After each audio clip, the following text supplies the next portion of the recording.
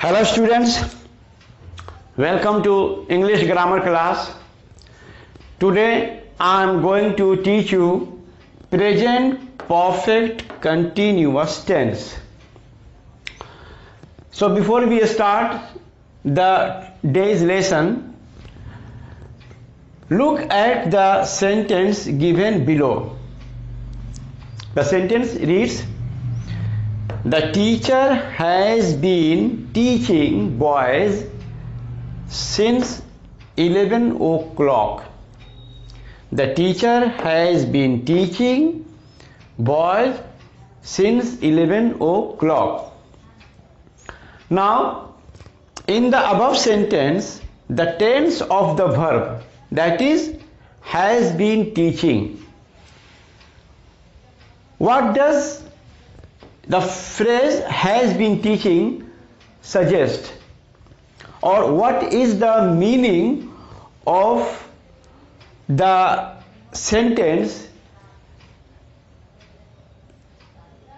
that has been in this tense? Has been teaching, has been. In this sentence, has been is used, and the verb, the main verb ends in ing. So in the above sentence, the tense of the verb, what is the meaning of the tense of the verb, or what does the tense of the verb suggest? It suggests that the teacher began teaching at 11 o'clock. The meaning of the sentence. The meaning of the sentence is, the teacher has been teaching boys since 11 o'clock. The meaning of the sentence is, the teacher began teaching at 11 o'clock. And the teacher started teaching at 11 o'clock. Started at 11 o'clock. And the teaching is still going on. And the teacher is still teaching. The teacher started teaching boys at 11 o'clock. And he is still teaching. That means an action that started at some time in the past is still continuing. मतलब जो काम कुछ देर पहले शुरू हुआ था, एक काम जो कुछ देर पहले शुरू हुआ था, वो काम अभी भी जारी है, अभी भी चल रहा है. An action that started at some point in the past is still continuing. So the kind of tense is called present perfect continuous tense. तो इस tense को हम कहेंगे present perfect tense, या the sentence that is written, the tense that has been used in this sentence is called the present perfect continuous tense. मतलब इस sentence में जो tense यूज हुआ है उसे हम कहेंगे present perfect continuous tense. It tells us that actions began at some time in the past. मतलब कोई भी काम जो पास्ट में किसी एक खास वक्त में जो शुरू हुआ था, जैसे यहाँ पर 11 बजे शुरू हुआ था, टीचर का पढ़ाने का काम 11 बजे शुरू हुआ था और वो काम अभी भी चल रहा है, पढ़ाने का काम अभी भी जारी है. It tells us that actions began at some time in the past and are still continuing. So this is the present perfect continuous tense. So when to use present perfect continuous tense in speaking or in writing, or when a sentence is written in the present perfect continuous tense, what is its meaning? What is its meaning? मतलब आप कब जो है present perfect continuous tense को speaking में आप use करेंगे, या प्रेजेंट परफेक्ट टेंस को आप कब जो है राइटिंग में इसको यूज करेंगे, या अगर कोई सेंटेंस लिखा हुआ है प्रेजेंट परफेक्ट कंटिन्यूअस टेंस में तो व्हाट इज इट्स मीनिंग, इसके क्या माने हुए हैं.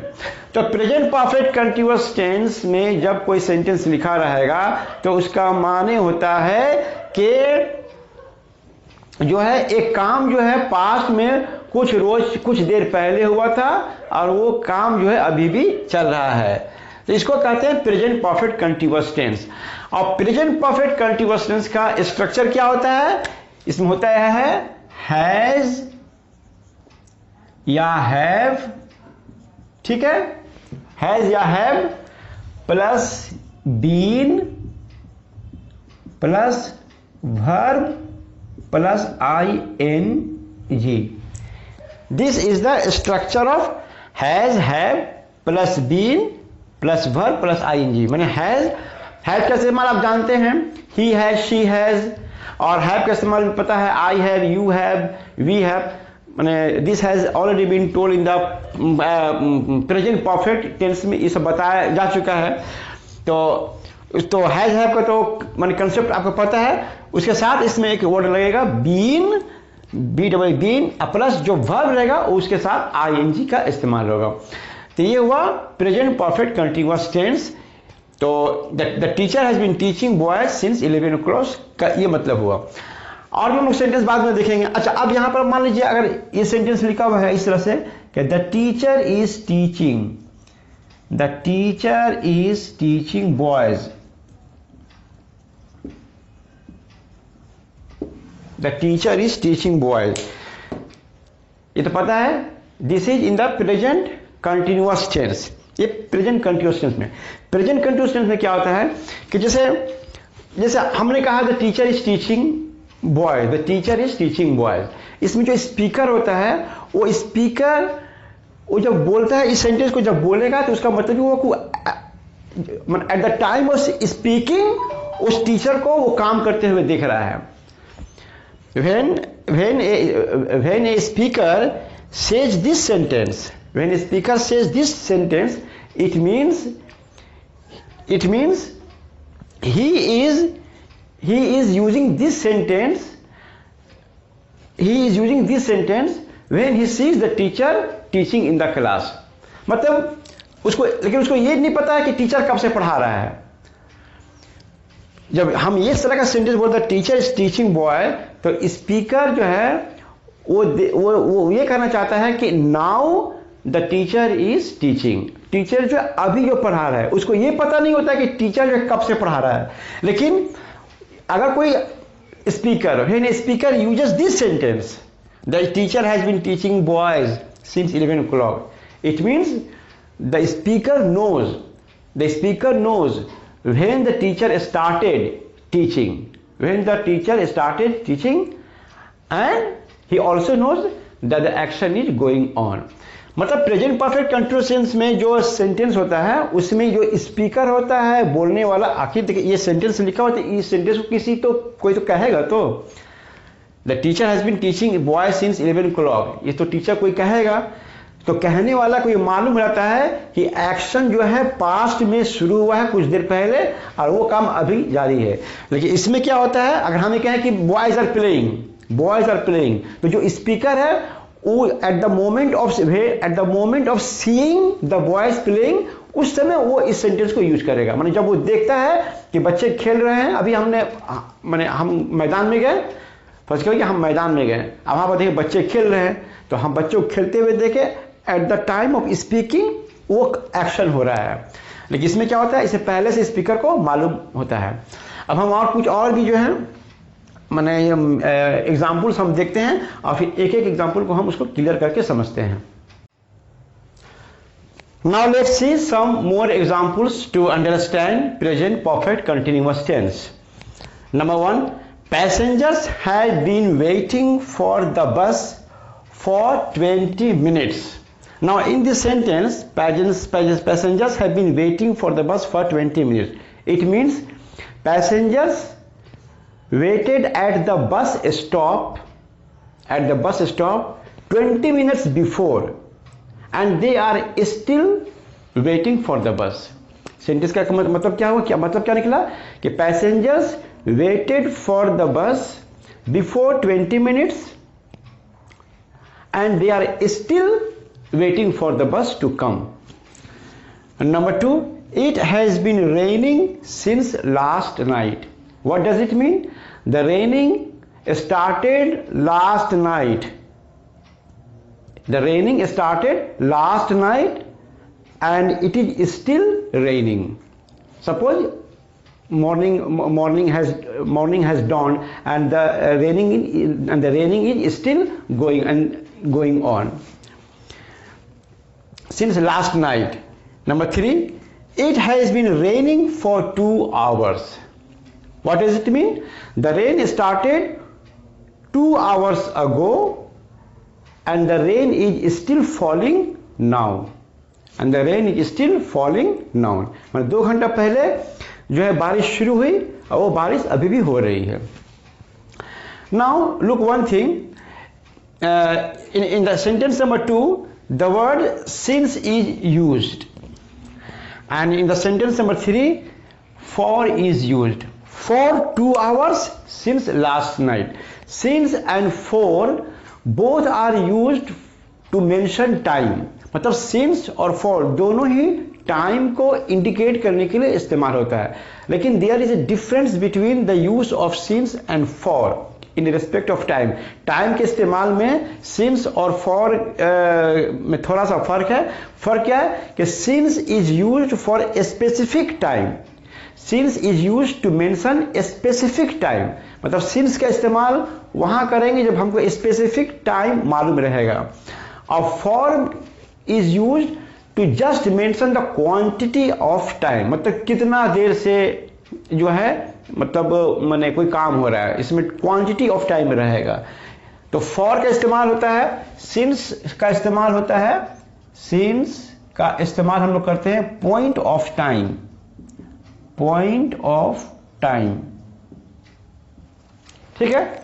सिंस का इस्तेमाल पॉइंट ऑफ टाइम के लिए, और जो है फॉर का इस्तेमाल जो है, फॉर का इस्तेमाल होता है period of time. Period of time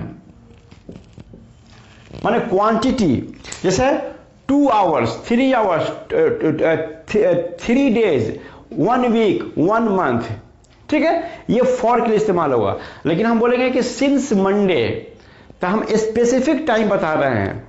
specific time, एक पर्टिकुलर टाइम हम जो इंडिकेट कर रहे हैं. Since Monday, since last night, since 11 o'clock etcetera. तो याद रखिएगा कि in the present perfect continuous tense since and for are used to indicate time. when the action started and how long the action went on, और कितना देर तक जो है काम जो है चलता रहा. नंबर 4 सेंटेंस देखिए. they have been eating dinner for half an hour. what does it mean? when the speaker said this sentence, when the speaker said this sentence, from the time he said, so half an hour before the speaker said they started eating dinner and they are still eating dinner. मतलब ये speaker जो बोला कि they have been eating dinner for half an hour, तो at the time of speaking से half an hour पहले से जो है ये जो है काम शुरू हुआ है. माने they started eating and half an hour is gone, half an hour is passed and they are still eating. मतलब स्पीकर जब ये कहा कि वो एक आधा हाफ एन आवर से दे हैव बीन ईटिंग, इसका मतलब क्या हुआ कि स्पीकर के बोलने के वक्त से हाफ एन आवर पहले they started eating and half an hour is past, half an hour past हो गया है and they are still eating. Number 5 देखिए. The child has been missing for a month. The child has been missing for a month. The child is lost 1 month ago, and the child is still missing, and the child has still not been found. Okay? The child has been missing for a month. मतलब क्या हुआ कि बच्चा जो है, child जो है 1 महीना पहले लॉस्ट हो गया. The child was lost 1 month before, and the child has still not been found, and 1 month is gone. Number 6, I have been teaching in school since 1992. मतलब in the year 1992 I started teaching and I am still teaching in school in 2021. Sentence का मतलब क्या हुआ कि I have been teaching in school since 1992. It means कि I started teaching in school in the year 1992 and I am still teaching in the school in the year 2021. मैं ये action जो continuous action है, present perfect continuous में या continuous suggest that the action is still continuing, the work is still going on. Number 7, she has been talking to her friend. She has been talking to her friend for 1 hour. She started talking to her friend 1 hour ago. 1 hour is past and still she is talking to her friend. 1 घंटा पहले वो अपने दोस्त से बात करना शुरू की, 1 घंटा गुजर गया और अभी भी वो बात कर रही है. They have been traveling for 10 hours. माने 10 hours before या 10 hours ago they started to travel. And 10 hours have passed away and they are still traveling. The baby has been sleeping all day. So these are some examples on the present perfect continuous tense. तो हमने sentence में क्या देखा कि इसका sentence का structure has been followed by verb ending in ing. मैंने have been तो रहेगा ही और उसके बाद वर्ब के साथ जो है ing का हम इस्तेमाल करेंगे. So these are the present perfect continuous tense. अब इसी टेंस में हम आपको बता देते हैं कि पास्ट परफेक्ट कंटिन्यूअस टेंस क्या होता है. तो पास्ट परफेक्ट कंटिन्यूअस टेंस में कुछ नहीं है, इसमें जहां जहां हैज और हैव है वहां पर सिर्फ हैड का इस्तेमाल कर देने से वो हो जाएगा पास्ट परफेक्ट कंटिन्यूअस टेंस. मिसाल के तौर पर यहां पर जैसे हैव बीन है, यहां पर हमने लिख दिया पैसेंजर्स हैड बीन. ठीक है, इट हैज बीन, यहां हो गया इट हैड बीन, यहां भी हो गया इट हैड बीन, यहां हो गया they had been, they had been, the